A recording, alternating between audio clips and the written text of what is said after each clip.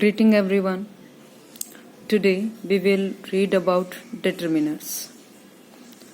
You can see here is adjectives. So there are different kind of adjectives, and these adjectives we can use as a determiners.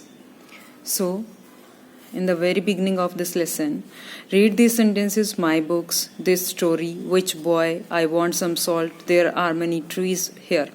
So you can see that these words that are underlined, these are nouns, but, my, this, which, some, many, all these words are determiners. Okay, these are adjectives and we can use as determiners.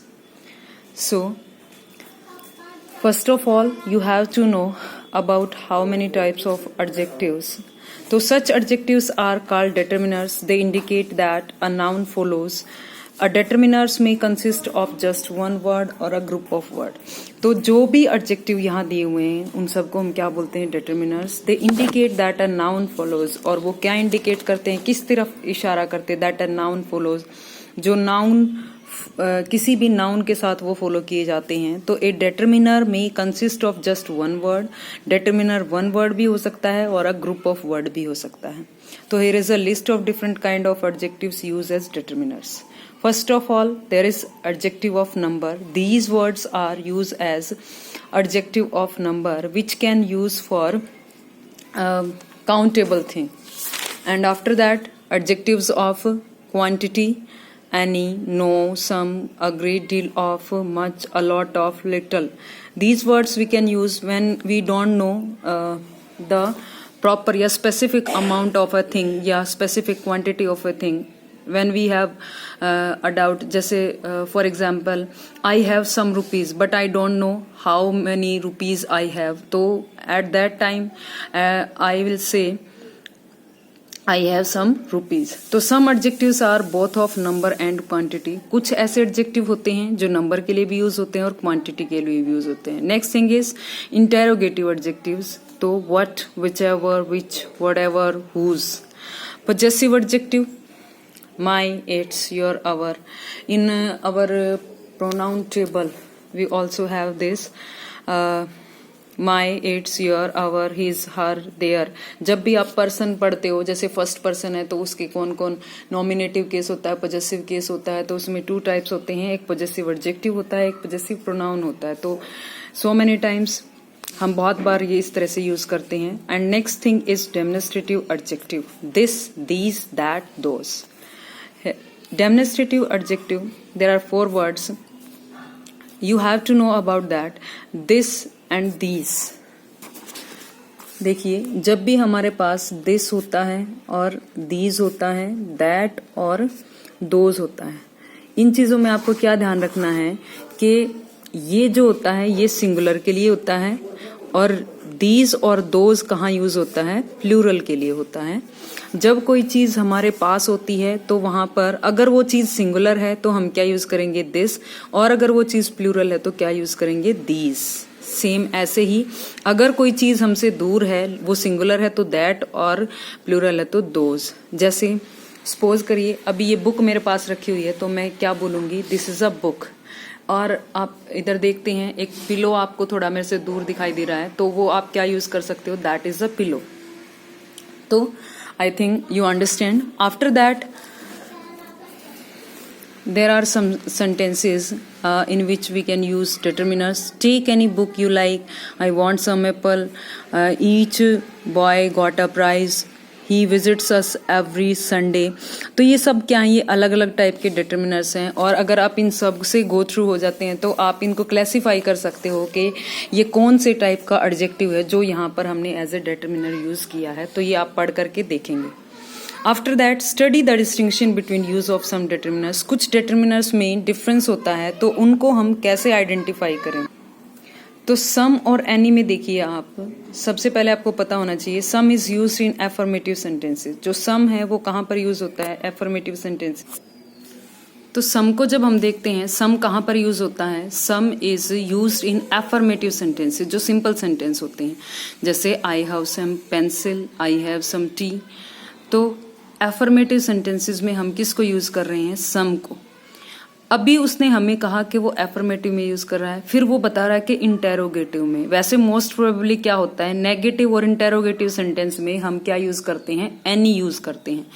लेकिन वो क्या कहता है कि सम is used in an interrogative sentence when the question is really a request और an invitation. जहां पर आपको क्या लग रहा है कि सामने वाला कोई रिक्वेस्ट कर रहा है या किसी तरह से हमें इन्वाइट कर रहा है, तो वहां पर हम क्या यूज करेंगे? सम यूज कर सकते हैं। जैसे will you lend me some books please, ठीक है, तो यहां पर वो रिक्वेस्ट कर रहा है ना, क्योंकि उसने प्लीज यूज किया। Will you have some tea, इसी तरह के और हम एग्जाम्पल ले सकते हैं। जैसे हम ये कहें, जैसे उसने कहा will you lend me some books please, ऐसे ही जैसे मान लो आप किसी के, आपको पैसे की जरूरत है, तो आप क्या कह सकते हो? Will you lend me some rupees please, ठीक है।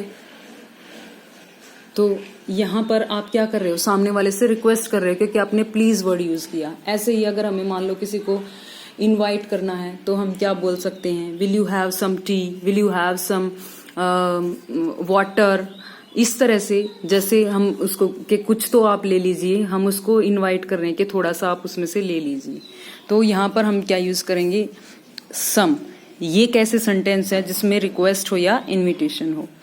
Next is some can also be used when answer yes is expected. और कौन से टाइप के इंटेरोगेटिव सेंटेंस होंगे जहां पर हम क्या यूज कर सकते हैं? यस को यूज कर सकते हैं, सॉरी सम को यूज कर सकते हैं। तो जब हमें क्या लगता है कि हमारा जो क्वेश्चन है उसका आंसर यस में आने वाला है, जैसे हैव यू सम एप्पल्स। अब आप किसी फ्रूट शॉप पे जाकर के ये बात कहोगे कि हैव यू सम एप्पल्स, तो वहां पर हमें पॉसिबिलिटी दिखाई दे रही है कि वो क्या होगा कि हमें वो दे सकता है, उसके पास मिल सकती हैं एप्पल्स, क्योंकि फ्रूट शॉप है, वहां पर चांसेस रहेंगी। तो वहां पर हम सम वर्ड यूज करेंगे। ऐसे ही फॉर एग्जाम्पल मान लो आपके पास कभी पेन नहीं है, तो आप क्या कहोगे? आपका जो भी दोस्त वगैरह है, तो आप उससे कुछ पूछ सकते हो। मान लो आपको 2-3 पेन की जरूरत है या किसी पेंसिल की जरूरत है, तो जहां पर आपका दोस्त है तो श्योरली आपको वो चीज देगा। तो आप क्या यूज कर सकते हो? Have you some pencil please. तो यहां पर अगर प्लीज आप लगा देते हो तो वो रिक्वेस्ट हो गया, और अगर आप सीधा ये बोलते हो कि हैव यू सम पेंसिल, और आपको लग रहा है कि आपका दोस्त है, मना नहीं करेगा, तो यहां पर आप क्या यूज करोगे? सम। लेकिन सेम यहां पर क्या कहता है कि जब हमें डाउट होता है कि सामने वाला क्वेश्चन का आंसर यस में देगा या नो में देगा, तो आप ये क्या यहां पे क्या यूज करोगे? Have you any pencil. क्या तुम्हारे पास कोई पेंसिल है? क्योंकि ये नहीं पता कि वो सामने वाला हमें दे पाएगा या नहीं। हो सकता है कि आप किसी ऐसी इंसान से मांग रहे हो जिसके पास सिंगल ही है, और आपको डाउट है कि वो देगा या नहीं देगा, तब हमें क्या यूज करना है? एनी। और जहां पर हमें क्लियर है कि हम यस ही करेंगे, वहां पर हम क्या यूज करेंगे? सम। आई थिंक ये डाउट आपका क्लियर हो गया होगा और डिफरेंस भी आपको अच्छे से पता हो गया होगा। Next thing is any is used in negative sentences. Any जो है वो नेगेटिव सेंस देता है, तो जहां कहीं पर भी अगर हमें नेगेटिव सेंटेंस बनाना है तो हम क्या यूज करेंगे? Any. I haven't any milk. मेरे पास क्या है? कोई दूध नहीं है। अभी आपको मान लो, अभी जिसने आपसे ये पूछा कि आपके पास पेंसिल है या नहीं, तो आप उससे ये थोड़ा ना कहोगे आई हैवंट सम पेन। ऐसा तो उसके हम उससे बोल रहे हैं, लेकिन ऐसा थोड़ा ना कहेंगे आई हैवंट सम पेन। जब हमें नेगेटिव में आंसर देना होता है तो हम आंसर में क्या लिखेंगे? एनी। नेगेटिव सेंस के लिए आप क्या यूज करोगे? Any. Next thing is any is used. ये मैं आपको रूल करवा चुकी कि एनी इंटेरोगेटिव सेंटेंस में कब यूज होगा? जब हमें answer, we are not sure of the answer, कि आंसर शुड बी यस और नो। इस बात का जब हमें पता नहीं होता तो हम क्या यूज करते हैं? Any. After that, you have to know about each and every. Each can be used for 2 or more person things, while every is used normally for very small numbers. अब दोनों को आपको कैसे डिफरेंशिएट करना है? each और every को आप कैसे डिफरेंशिएट करोगे? देखिए जो ईच होता है वो किसके लिए यूज होता है बेटा, स्मॉल ग्रुप के लिए यूज होता है, और एवरी हमेशा बड़े ग्रुप्स के लिए यूज होता है।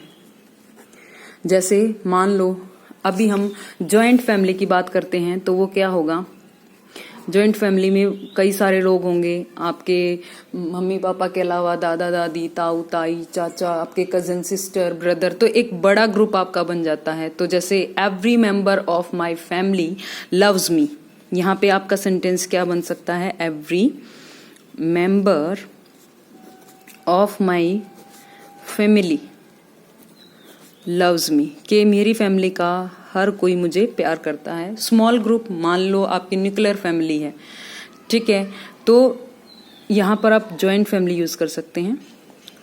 अभी जैसे क्या कहता है कि कोई स्मॉल ग्रुप, इस तरह का एग्जाम्पल आप क्या ले सकते हो, जैसे आपके दोस्त हैं कि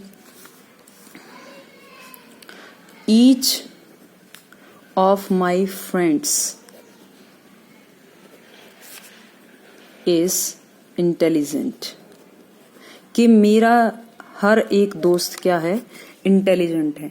तो अभी जब फ्रेंड्स आ गया तो क्या फ्रेंड्स कितने होंगे, 3 होंगे, 4 होंगे, 5 होंगे, इससे ज्यादा नहीं होते जो हमारे ट्रू फ्रेंड होते हैं। कहने को चाहे कितने भी लोग हो, लेकिन अगर हम एक्चुअल फ्रेंड की बात करें तो वो इतने ही होते हैं। तो इसका मतलब यहाँ पे क्या है, छोटा ग्रुप है, तो हम क्या यूज करेंगे, ईच। मान लीजिए मुझे क्लास के लिए यूज करना है कि every student will come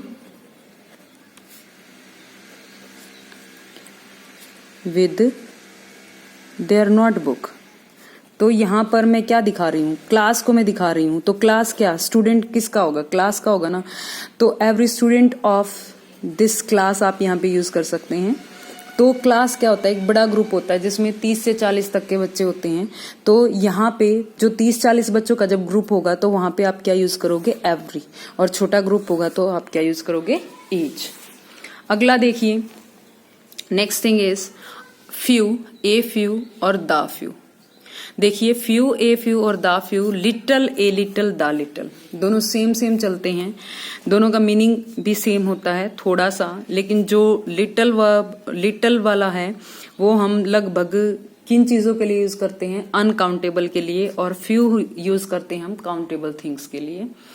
most probably जो लिटल है वो लिक्विड चीजों के लिए होता है, जैसे वाटर है, मिल्क है, कॉफी है, इस तरह से। हाँ, और जो अनकाउंटेबल चीजें हैं जो ग्राम में हैं, इस तरह से उनके लिए हम इसको यूज करते हैं। और मनी के लिए भी ये यूज होता है, क्योंकि कभी जो मनी है वो सिर्फ यही नहीं है, जो कैश है उसी में पैसा नहीं आता है, जो हमारी प्रॉपर्टी वगैरह है वो सब चीजें भी, और हमें नहीं पता कि किसके पास कितना पैसा है या किस तरह से, तो उसको भी आप इसमें काउंट कर सकते हैं। तो यहां पर देखिए, अब फ्यू, ए फ्यू और द फ्यू, उसके बाद है लिटल, ए लिटल और द लिटल। इनका मीनिंग क्या होता है, बहुत कम, यानी कि ना के बराबर। ये जाता है बेटा नेगेटिव सेंस में, ठीक है, जहां पर चीजें ना के बराबर हैं, ठीक है। ऐसे ही जो ए फ्यू होता है वो क्या होता है, थोड़ा सा होता है, क्वांटिटी इसकी स्मॉल होती है, तो क्या बोलेंगे, थोड़ा सा। और द फ्यू क्या होता है कि जितना भी है, मतलब क्वांटिटी में तो वो स्मॉल ही होगा, not many but all of them, लेकिन जितना कुछ है वो सारा, ठीक है। क्वांटिटी में स्मॉल होगा, लेकिन क्या, जितना भी है वो सारा, not many but all of them, ठीक है। ये तीनों का ऐसे ही मीनिंग चलेगा, इनका भी यही सेम मीनिंग रहेगा। आप इससे भी देख सकते हैं, जैसे मान लो हमारे पास कोई चीज है, तो ये क्या हो गया, लिटल या फ्यू, ये क्या हो गया, ए फ्यू, यानी कि जितना है ये बहुत कम, ठीक है।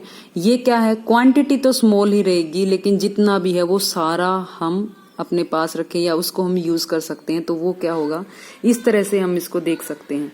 अभी मैं एग्जाम्पल भी दूंगी आपको। मान लो फ्यू से है, मैंने क्या लिखा कि आई हैव फ्यू फ्रेंड्स, तो फ्यू फ्रेंड का मतलब क्या है कि आई हैव फ्यू फ्रेंड्स का मतलब हो गया कि जो चीजें बिल्कुल है ही नहीं, नेगेटिव सेंस में आप यूज कर सकते हो। आप और एग्जाम्पल यहाँ पे देख सकते हो कि I have read few books about pollution. ठीक है, अब सेम मैंने कहा कि I have read a few books about pollution, तो इसमें ए फ्यू आ गया। अब यहाँ पे क्या आ गया, द फ्यू। तो तीनों का मतलब क्या है, यहाँ पे देखो इसका क्या मतलब है कि जो बुक उसने पढ़ी है ना, जो ये फ्यू वर्ड हमने यूज किया, इसका मतलब क्या है कि ना के बराबर उसने कोई एक आध बुक ही कभी पढ़ी होगी पोल्यूशन के बारे में। और ए फ्यू का मतलब है कि थोड़ी सी बुक उसने पढ़ी है। और द फ्यू का मतलब क्या है कि जितनी बुक उसके पास अवेलेबल है तो थोड़ी सी ही क्वांटिटी में, लेकिन वो सब उसने पढ़ी है। आई होप आपको डिफरेंस क्लियर हो गया होगा। ऐसे ही जो लिटल है उसमें आप लिटल में देखिए कि जो लिटल वर्ड है हम कैसे यूज करते हैं, जैसे ही हैज लिटल मिल्क, कि उसके पास जो मिल्क है ना वो क्या है, ना के बराबर। ठीक है, और अगर ए लिटल का मिल्क, ए लिटल हम यूज करें कि he has a little milk, यानी कि थोड़ा सा ही मिल्क उसके पास है टू प्रिपेयर टी, चाय बनाने के लिए। और अगर मैं ये कहूं कि the cat drank away the milk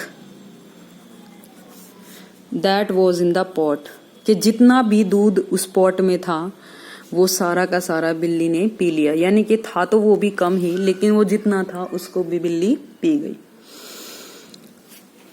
I think यहाँ तक जो आपके सिलेबस के अकॉर्डिंग डिटर्मिनर्स हैं वो सब हम क्लियर कर चुके, और आई होप सबको समझ भी आ गया होगा।